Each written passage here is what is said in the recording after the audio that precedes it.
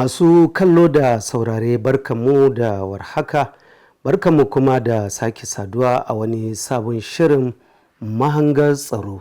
Mahangar tsaro shiri ne da ke bibiyar harkokin rundunar tsaron Najeriya tare da wayar da kan al'umma da bibiyar harkokin tsaro domin ci gaban Najeriya. A cikin shirin dai za mu rika gayyato muku masana harkokin tsaro da masu fashin baki. A wasu lokutan ma za mu gayyato muku jami'an tsaron domin lalubo hanyoyin da za a magance matsalolin da ke addabar Najeriya a yau. Sunana Al-Amin Ciroma, ni zan jagoranci shirin.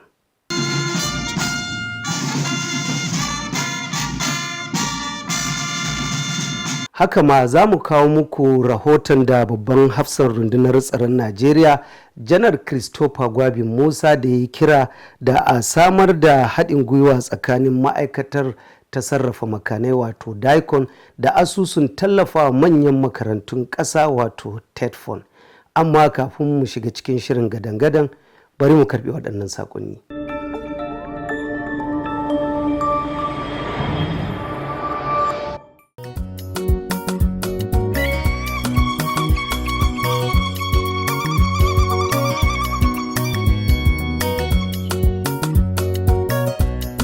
Ina masu bukatar nuna sha'anin bukukuwarsu kama daga bikin aure, bikin suna, bikin cika shekara wato birthday da ma naɗin sarauta a gidan talabijin mafi yawan mabiya a Najeriya. Ga dama ta samu a cikin shirin biki bidiri. Da biki ne wanda biki ya ɗau jama'a daban-daban daga Najeriya gaba ɗaya ne ta haɗu a wannan biki. Mun je wannan bikin kuma gaskiya bikin nan ya ƙawatar ya ƙayatar. Ya burge ni har ga Allah, duka abubuwan da aka yi a bikin ba wanda zan iya cewa bai burge ba. Kuma an ci an sha. Ai kisan ba za a bar mu a baya ba. Biki ne wanda ya nishaɗantar da mutane kuma ya samu halartar manyan mutane. Biki bidiri da ke zuwa muku mako-mako. Domin ƙarin bayani za a iya tuntuɓar mu kan lambar waya kamar haka. Biki bidiri, nishaɗin ku shine burinmu.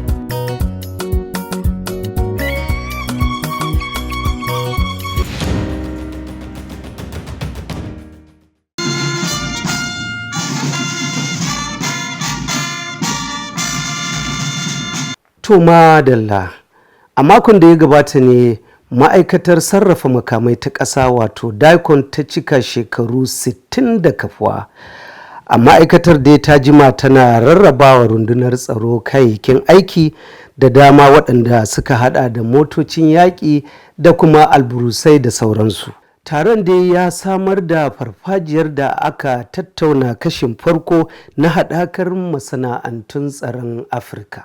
Wakilanmu da suka halarci wannan taron sun haɗo mana wannan.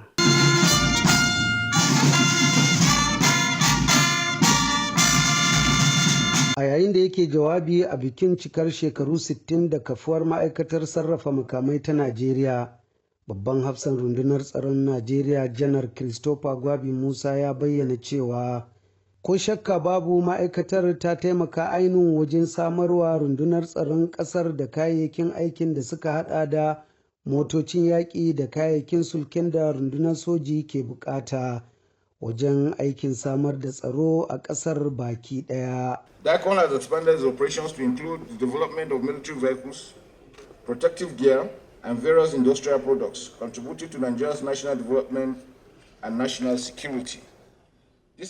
Nasarorin da ma'aikatar ta ƙara samu baya rasa nasaba da sanya hannu kan dokar da shugaba Bola Ahmed Tinubu ya rattaba hannu kanta a watan Nuwambar shekarar 2023, wanda hakan har ila yau ya ba wa ma'aikatar damar cimma manyan nasarori game da faɗaɗa ayyukanta domin ci gaban Najeriya.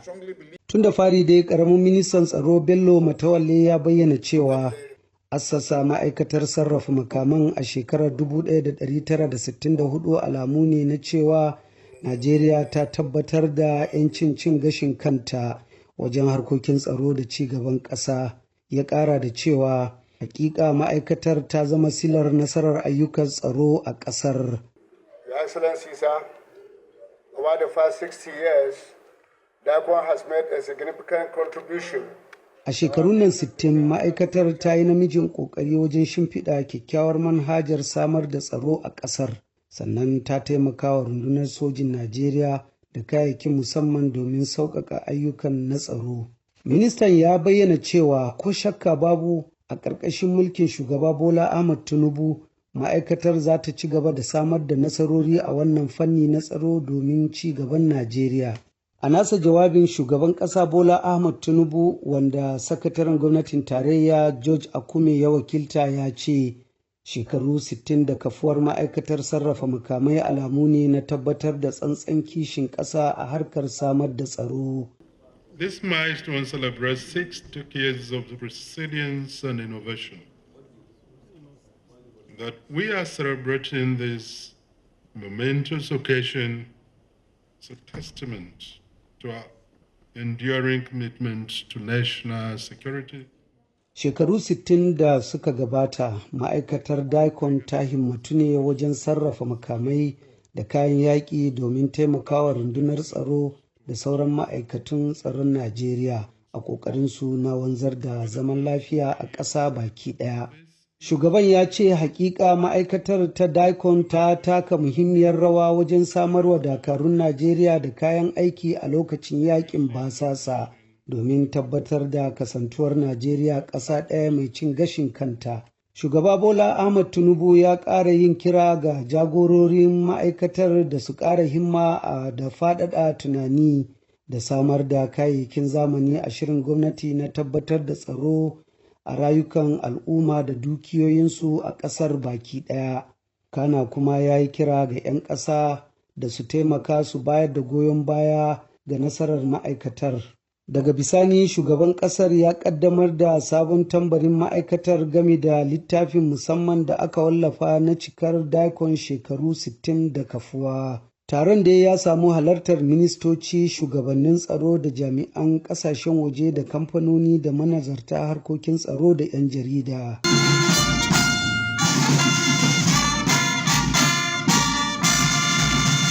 Jim kaɗan bayan ƙaddamar da taron ne hukumar tsaro da ma'aikatar ta DICON da kuma hukumar kula da kimiyyar zamani ta ƙasa suka sanya hannu kan yarjejeniyar ƙera makamai a ƙasar nan. Yarjejeniyar dai ta samar da kamfanin da zai rika ƙera makamai domin amfanin hukumomin tsaro a ƙasar nan.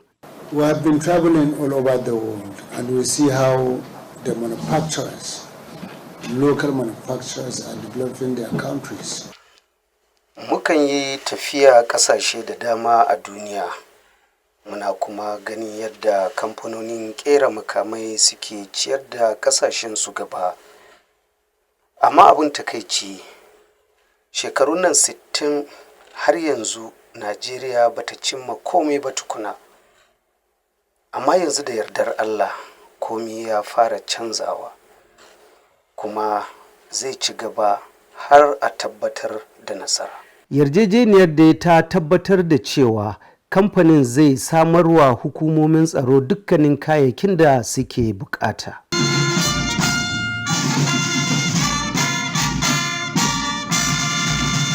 Masu kallo da wannan kuma za mu karbi waɗannan saƙonni idan mun dawo shirin zai ɗora.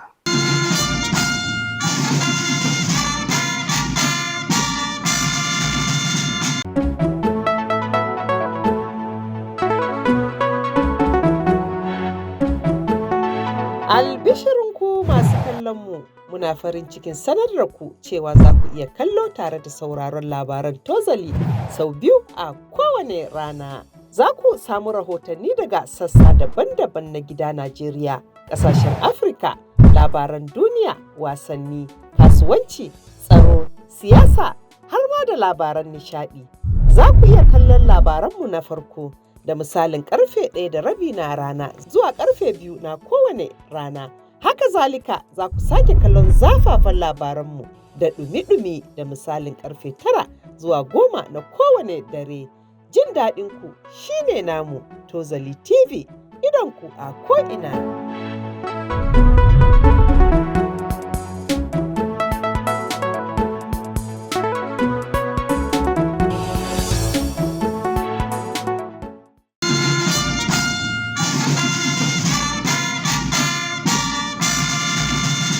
To madalla idan yanzu kake tafe shirin mahangar tsaro ke zuwa muku a daidai wannan lokaci a wannan tasha ta Tozali TV da ke babban birnin tarayya Abuja. A nan kuma babban hafsan rundunar tsaron Najeriya Janar Christopher Gwabin Musa ya yi kira da a samar da haɗin gwiwa tsakanin ma'aikatar sarrafa makamai ta ƙasa DICON da kuma asusun tallafawa manyan makarantu TETFON. Janar Musa ya yi wannan bayanin ne a yayin da ya karbi bakoncin babban sakataren gudanarwar hukumar ta TETFON Mr. Soni Echono a ofishinsa. Janar Musa ya bayyana yadda shugaban ƙasa Bola Ahmed Tinubu ya sanya hannu kan dokar ma'aikatar sarrafa makamai domin samar da fasaha ta fuskar ilimi domin ci gaban ƙasa. Babban hafsan ya yi tsokaci kan muhimmancin ilimi a ci gaban rayuwa, inda ya nuna cewa ba tare da ilimi ba da dama mutane ba za su cimma manufarsu a rayuwa ba. Tun da fari dai shugaban na asusun tallafawa manyan makarantu Mr. Ochono ya jinjina wa rundunar tsaron Najeriya ƙarƙashin jagorancin Janar CG Musa, inda ya nuna cewa hakika rundunar ta jima tana ba da gudunmawa a tallafin ilimi a Najeriya.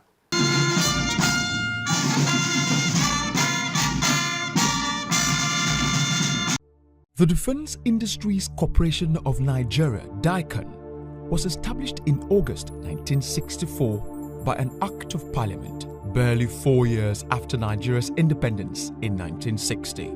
It was born out of a visionary mandate to support and enhance the operational capabilities of the young Nigerian armed forces and avoid dependence on the colonial nations.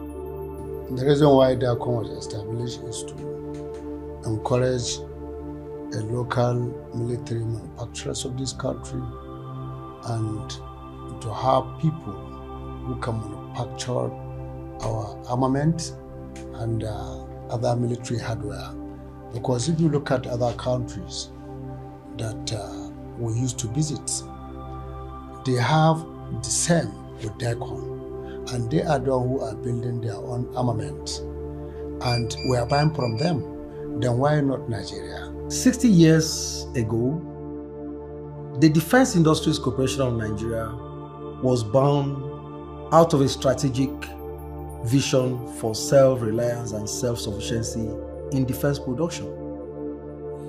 This was not just a bold strategic move for defense purposes, but a bold step towards fostering technological advancements and industrial development in Nigeria. The history of DICON can be traced back to the nation's post-independence era, a time marked by aspirations for self-reliance and sovereignty in defense matters. The mandate of DICON on establishment was to achieve self-sufficiency and self-reliance in defense material required by Armed Forces of Nigeria and other security agencies. In the early years, the focus of DICON was predominantly the production of small arms and ammunition, meeting the critical needs of the Nigerian military and police forces. At one time, we were producing FN rifles, we were producing ammunition, we were producing some other equipment.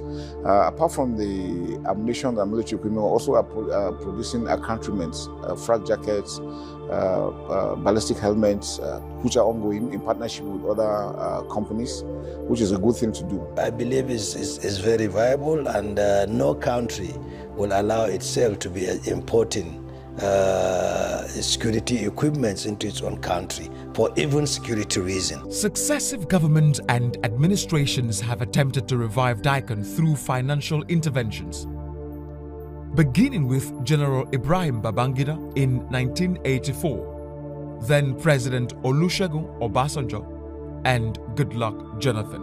The Buhari administration's restructuring policy efforts, underscored by the establishment of a high-level committee tasked with revitalizing DICON, marked a renewed commitment to unlocking DICON's latent potential and brought in the idea of evolving a military-industrial complex in Nigeria, with DICON as a hub. I would say that these stories can be regarded as what has defined DICON, because for today, DICON is repositioning itself for great productions, technological advancement, and strategic partnerships. The efforts to forge a viable military-industrial complex that integrates private defense-related industries and other stakeholders culminated with the signing of the DICON Act 2023 by President Bola Ahmed Tinubu on the 23rd of November 2023. When the emergence of this present administrations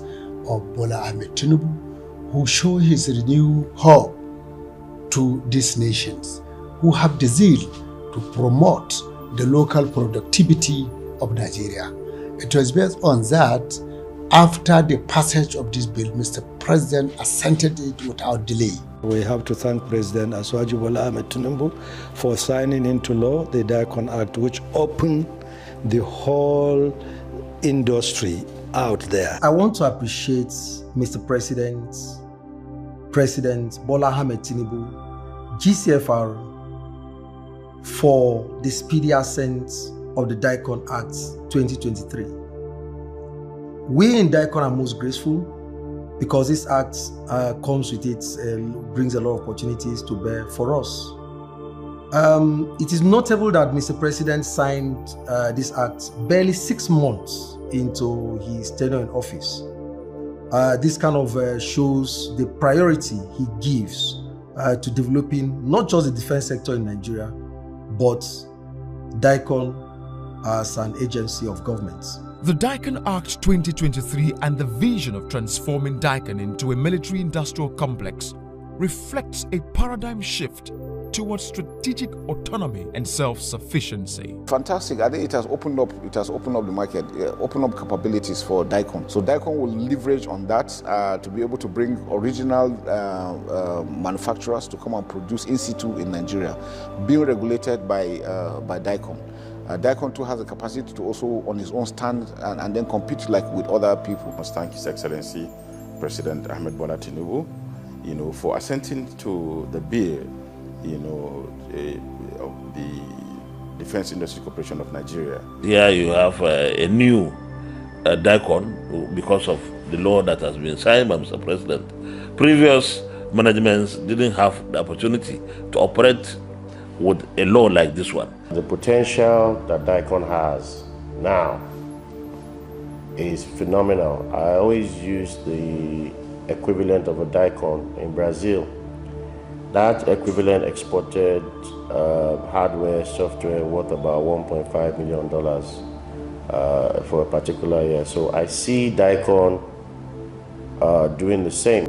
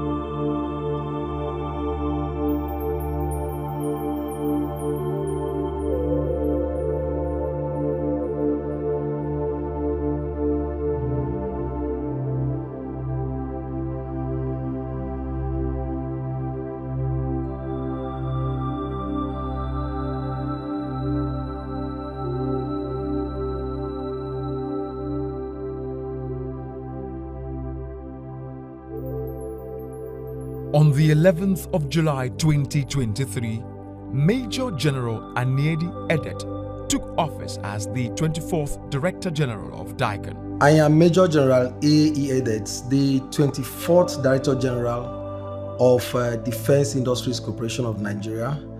I assumed office in July 2023. Under his able leadership, DICON has undertaken strategic partnership with a vibrant pursuit of the founding vision of DICON. We are giving consideration to technological innovation. The second pillar is about human capacity development. And lastly, we are building on strategic partnership.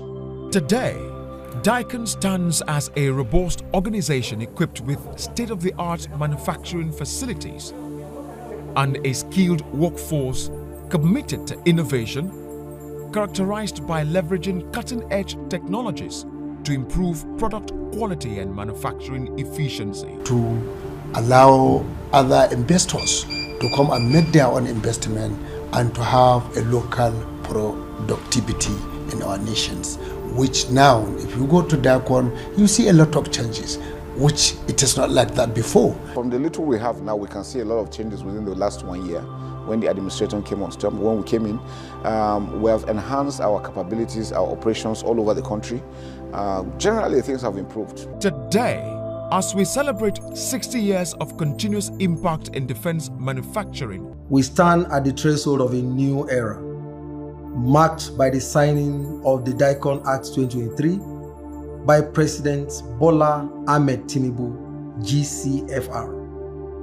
By this act, we have been empowered to transform Nigeria's defense industry, expand our capabilities, embrace new opportunities and international collaborations. Let me congratulate the Director General and the management of DICON for clocking 60 years, and particularly the DG who is coming in with zeal, with enthusiasm, with that feeling that he must make positive impacts during his tenure as DG of DICON. For the things that is being done, the Director General of DICON is doing his best.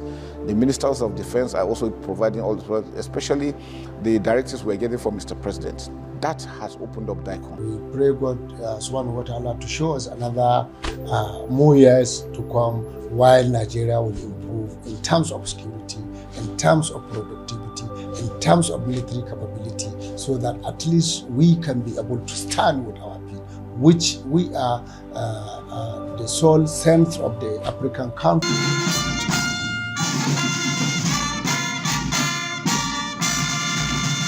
To masu kallo, ganin yadda lokaci ya kawo jiki, a nan za mu naɗe tabarmar shirin da fatan za a tara a mako na gaba. A madadin dukkanin abokan aiki da waɗanda suka taimaka wannan shirin ya zo muku da kuma hukumar gudanarwar tashar Tozali TV da ke babban birnin tarayya Abuja, ni Al-Amin Ciroma da na shirya na gabatar nike cewa mu zama lafiya.